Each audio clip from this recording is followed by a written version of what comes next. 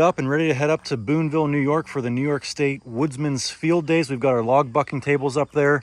We are going to have one at the Eastonmade booth, one at the Wolfe Ridge booth, and then I do have our Harley rake for the mini skid loaded on here because a buddy of mine wants to borrow it for a few weeks. You guys might know Elliot from Everything Elliot. He is on our way up to the Woodsman's Field Days. He's in Buffalo, New York. We're gonna head up there, stay the night at his place tonight, and then get on the road first thing tomorrow morning, get up to the show, get unloaded, and get set up. One thing I haven't mentioned yet is there's a pretty good chance we're going to be leaving the show with a piece of equipment, which means I basically have to sell these at the show. Now, obviously, I'm going up there with the intentions of selling them, but come Saturday evening, I may have to get pretty aggressive with my pricing to make sure these aren't coming back home with me. All right, so we made it up to Elliot's late last night in the middle of the night and got into the beers a little bit, did a little late night welding in the shop, but got a good night's sleep, and here this morning we're gonna go ahead and get this thing unloaded and head back on the road.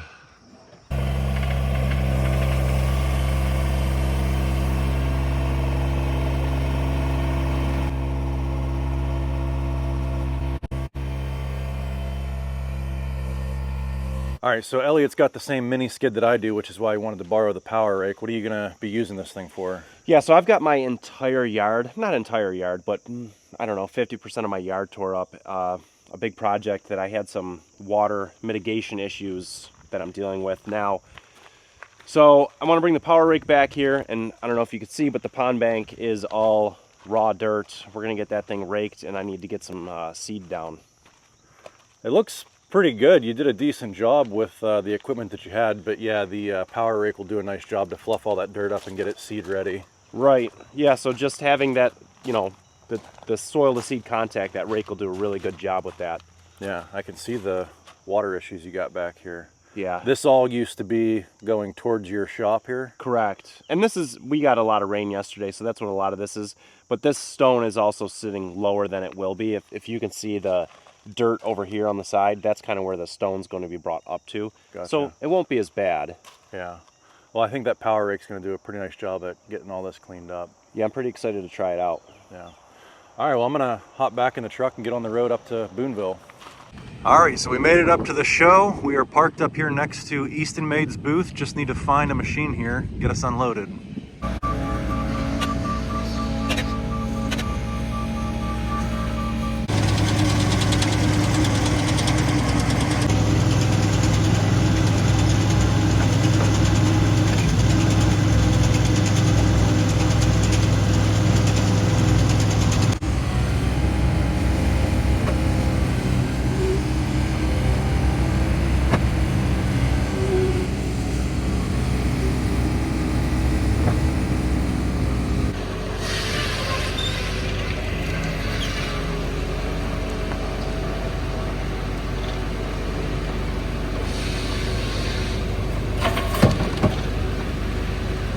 All right, Friday morning of the show. Everything's all set up. Got some logs on the table, chainsaws here, signage is out. We are at the Wolfe Ridge booth, and we got a table set up over at Eastonmade too.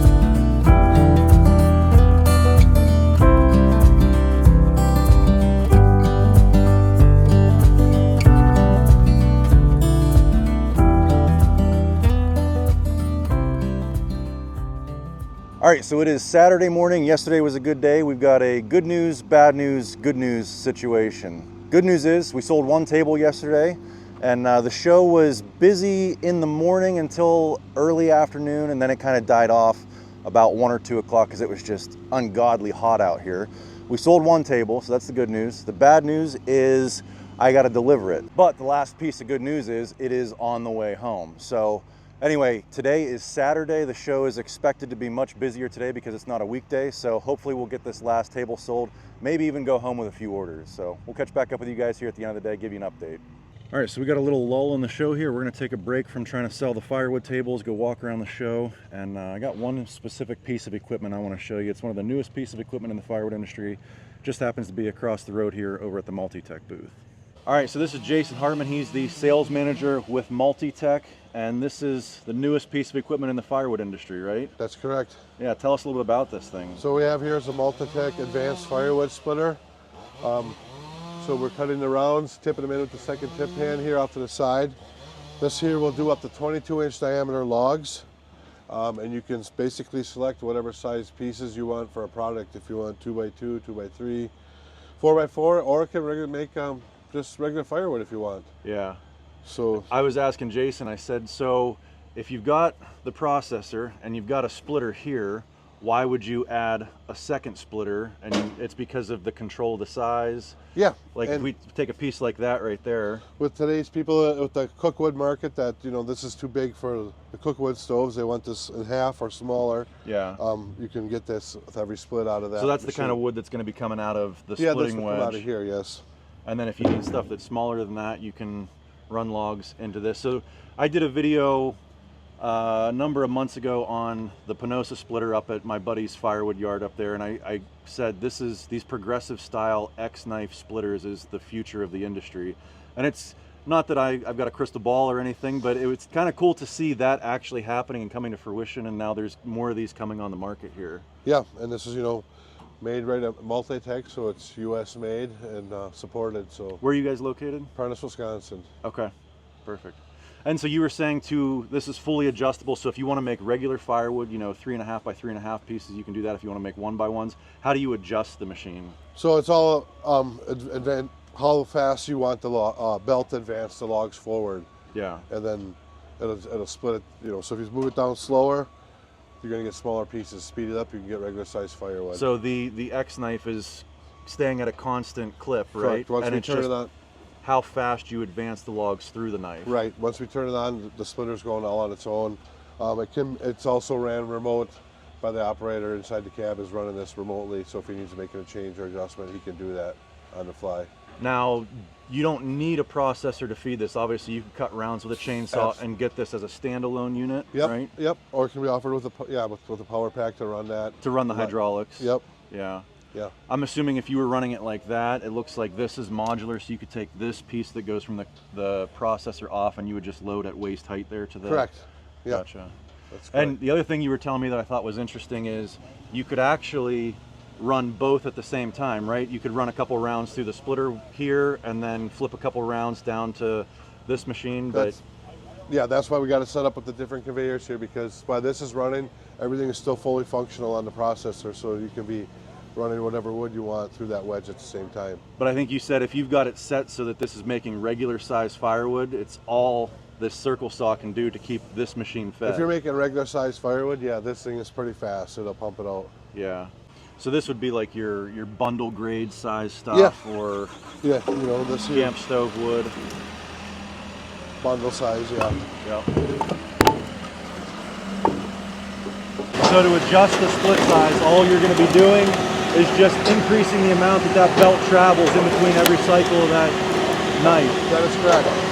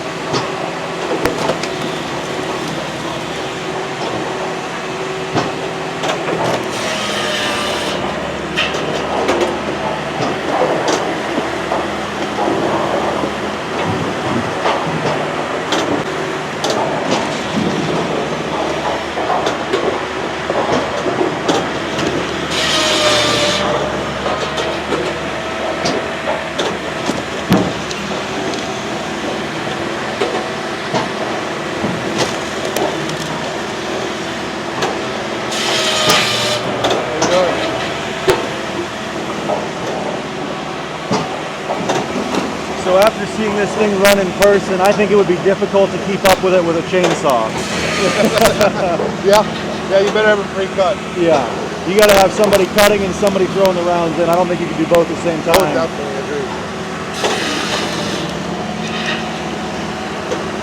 So it looks like you adjusted the splitter sizing, so now we're getting bigger pieces out of here. Yep. And that's just a couple touches of the button, right? One touch, yeah. That was one touch. Wow. Very cool machine. I think you guys knocked it out of the park. Appreciate it. Thank you for showing it to me. No problem, anytime. So after we left the Multitech booth, Andrew from Eastonmade fired up the 48C, which is always fun to watch this machine run, and I've got a pretty cool surprise for you guys with this machine at the end of the video.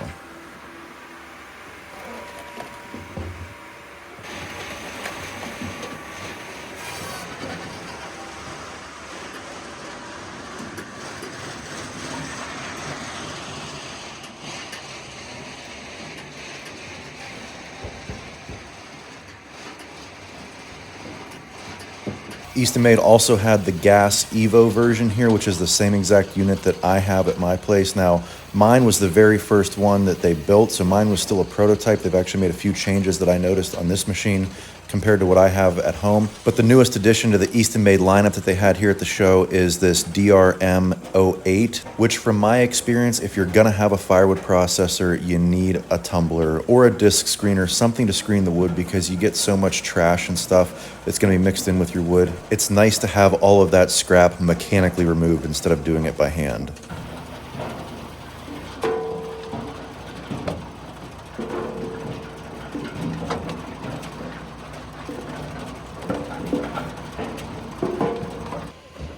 Blockbuster had a model 2222, which I think is one of their largest processors with a heat and AC cab. You can see in the background there, they had a drum tumbler there as well. Obviously, they had it set up on a different machine. And then aside from all of the firewood processors and log splitters and all that stuff, there was just a ton of other equipment from the show. I'm just gonna let some of the footage play of all the different booths that I was able to walk through.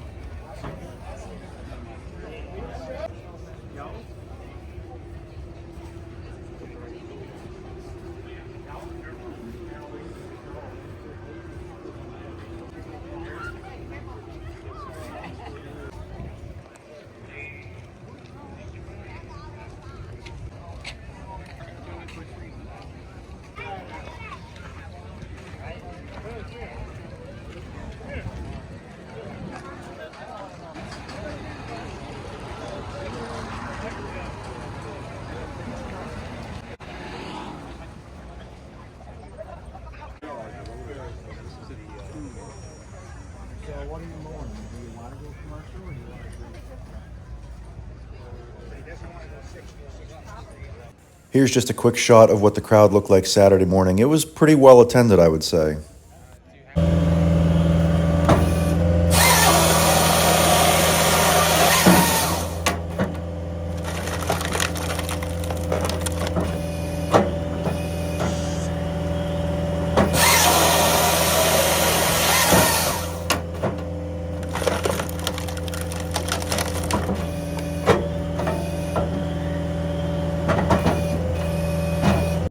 So about 1 o'clock Saturday afternoon, they have a parade that runs right down through the center of the show, down through the racetrack. A lot of big iron they had running through the parade. You can see a couple of big feller bunchers and skidders and all different kinds of forestry equipment running. It was pretty cool to see all this stuff up close, actually on, running, and moving.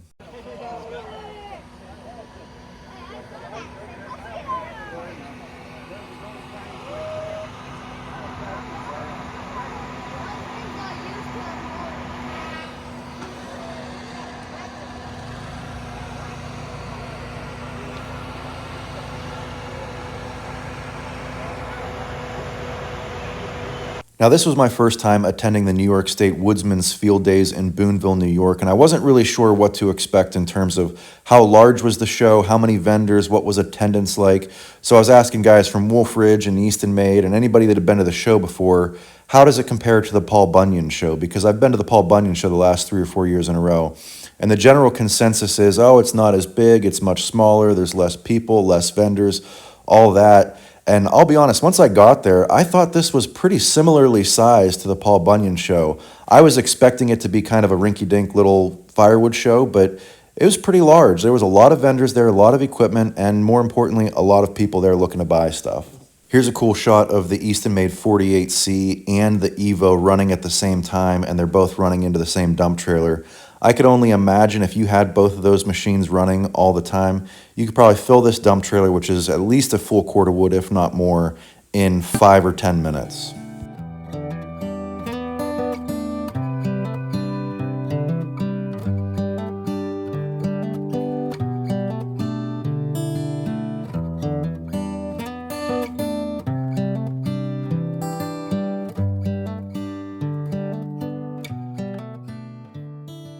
Here's a shot of Bob from Wolfe Ridge running the Yappa 405 with the perfect split and perfect clean system. You can see they're putting up a pretty good pile of wood as well.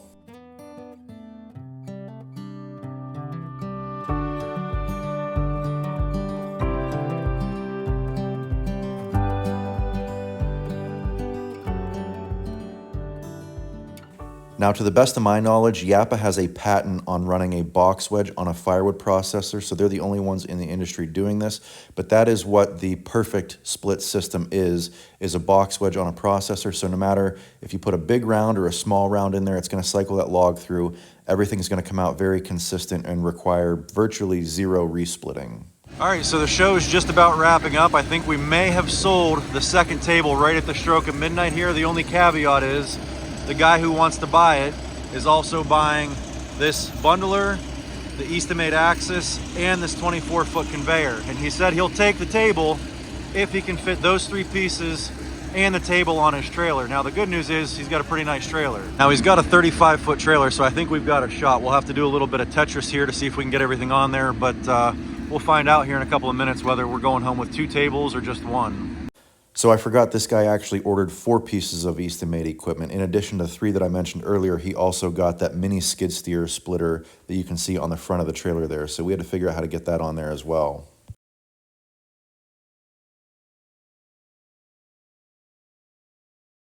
Now, to fit this on this guy's trailer, we did have to flip it up on its backside, which is not how I designed it to be carried, but it does work.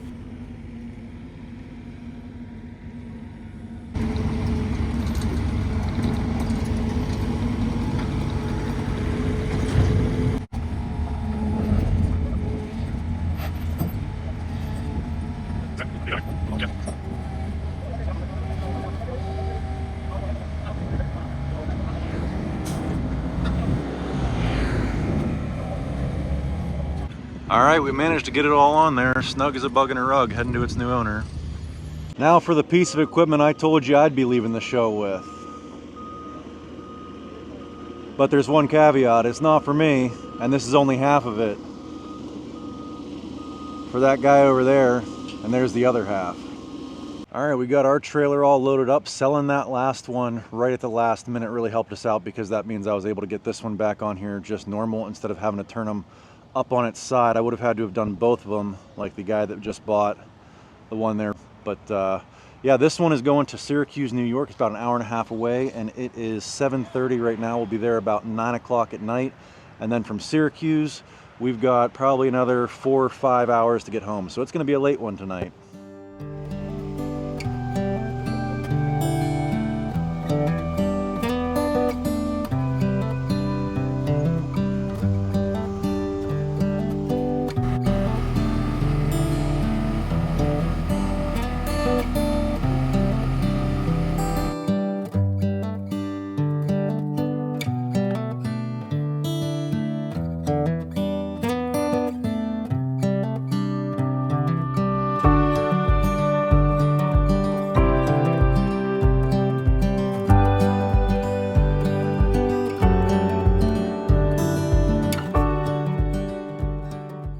right, so we made it home first thing this morning, and it was indeed a late night last night. I think we ended up getting to the guy that ordered the bucking table's house around 9:30. I drove for about another 2 hours until 12:30, and I was up at like 5 a.m. the Sunday morning, the last day of the show, and I was just exhausted. I had to pull over. I was gonna start falling asleep at the wheel. What was supposed to be a 1 hour nap at the truck stop turned into a 3 hour nap. I didn't get back on the road until I think 3:30, 4 o'clock in the morning. And then I pulled back into the house about 6 or 6:30 this morning. So definitely a long night out on the road, but we made it here home and safe. And like I said earlier, yes, we did leave the show with a piece of equipment. We brought it back to our place, but it's not ours. It is Matt's. And for those of you guys that saw probably close to a year ago now after the Paul Bunyan show, Matt had demoed the 48C. And as you guys follow the channel, Matt is a very analytical thinker, right? He doesn't rush any business decisions. I think he demoed that in like September, October sometime. And then he didn't actually pull the trigger on the 48C until April or May, something like that. And he booked a spot to pick the processor up from Booneville. So he got a 48C and the detached STK 24 conveyor. For those of you guys who are new to the channel, Matt is a guy that we go up to and show his operation a couple times a year, and he makes thousands of cords a year. He's got 3 firewood kilns. Last time we were talking, he said he has the ability to make and kiln dry about 90 cords a week if he's got everything humming. So pretty big operation up there. I'm hoping we can get up there and do some videos with his new 48C. But as far as the show went, it was very eye-opening. We accomplished our goal of selling the 2 tables that we took up there, but I'll tell you what, that is not an easy product to sell at a firewood show, which you would think the opposite, right? It's a really good firewood product, and everybody that walked by thought it was a great idea, but 99%, actually more than 99% of the people that I talked to were taking pictures of it, and they're gonna go home and build it themselves. And that's part of the firewood community, right? We're all DIYers. We like to do things ourselves if we can and save some money. I've always said it's a DIY project, and the only people that would probably pay me to build it for them is if you don't know how, you don't have any basic carpentry skills, or if you don't have the time. And that was kind of my sales pitch for all the guys that said, oh, I'm gonna go home and build that. I said, well, are you though? Are you gonna go home and build it, or is it gonna be like the 69 Chevy sitting in the back of your garage that you're gonna get to one day, you know, fixing it up and getting it to run? Is it a great idea that is never gonna happen? Or you can buy mine, take it home, and be cutting with it on Monday. So that was the biggest hurdle, is the guys that say, I really like that idea, super fantastic, can't believe I haven't seen that before, but I'm gonna go home and build it myself. The other hurdle is, it's a large item. So unless you were planning to come to the show with the trailer, there's no way to get it home. It would be very difficult to load into the bed of a pickup truck. I think it could be done if you had a 6 3/4 bed or an 8-foot bed, you could load it in. But, and that's, you saw the very first guy that we sold that table to, he needed it delivered. Luckily, he was on my way home, so it was something I could do. But yeah, the one guy, he was able to load it on his trailer, and the other guy, we had to deliver it. So I think if it was something that could have been loaded into the bed of a pickup truck, we probably could have sold about 4 or 5 more. There was some people there that said they would take one if they had a way to get it home. But yeah, it's one of those products that it's a good idea, but I don't think I'm gonna build any and inventory any. If somebody wants me to build them one, I will, with the deposit down. But I don't know if I'm gonna go to any more shows with the intention of taking them, because there's just a lot of risk of having to bring them back, and you know, you could go there and strike out and not sell any. So I do have a funny story for you though. I had one guy that was pretty rude about it. Actually, no, 2 guys. One guy, I walked up to him, we were looking at it, and I said, well, are you interested? You know, is it something you could use? And he just flat out, right straight told me, he goes, no, I think it's asinine, and walked away. Didn't say the design, the build, the idea, the price, you know, probably the price. You know, a guy like that, he probably thinks he can build it for 50 bucks. And then I had another guy that I was talking to, and I said, so you interested? And he said, no, I'm gonna go home and build that in an hour. And I just looked at him and I said, you must be one hell of a carpenter. I said, tell you what, you go home and build one in an hour, and I'll buy it off of you for 400 bucks, and I'll turn it around and resell them, because I know what goes into it. The first one took me 2 or 3 days to build, because you know, you're figuring everything out, right? What does the slope need to be? What are the angles of all the cuts, all the miter joints? And then now that I've built a couple, I've got it down to I can do one in a day. But when you're working with 4x4 material, there's nothing easy about it, especially if you're doing hardwood like I do. They're heavy. You pick up a 14-foot 4x4 that's made out of oak or beech like we do, getting those to line up on the miter saw and getting the cut right where you want, you're shimmying around 140 pounds. It's not like you're cutting 2x4s on a miter saw. So that's a pretty, and then pre-drilling all the holes too. It's not as easy. You look at it and you go, that's a pretty simple design. That can't take too long to build, but you get into it and it does take a little while. Now, yeah, you could go home and probably scab something together that would kind of work, but as somebody who's selling them, I want it to look nice. And that was my goal, is I wanted a professional looking product. So anyway, that is the story on the Booneville show. We sold the ones we went up there. We did not come home with any orders. Actually, that's not true. I do have one guy local to me here that emailed me a few weeks ago that said he wanted one. And I told him, I said, well, I'm going to take these two up to the show. If they sell, I'll build you a new one. If they don't sell, you can have one from the show. And they both sold, so now I got one more to build that's on order here. So anyway, I hope you guys enjoyed this one. I hope you guys enjoyed the Booneville show, the sights and sounds. If you've never been there, it's worth the trip. I was surprised how many people were 6, 8, 10 hours away. There was a guy from Georgia there. Here's another funny story. He came up there, and us northerner YouTubers, we always complain about the heat in the summertime when it's 85, 90, 92. And we always get comments from the people from Alabama and Texas and Florida that say, you guys don't know heat, you're a bunch of wusses. Well, we had a guy from Georgia there, and he goes, I didn't know you guys got heat like this far north. And I said, thank you, that makes me feel so good. We got a Georgian here telling us it's hot up here. So anyway, guys, I'll catch you on the next one. Thanks for watching.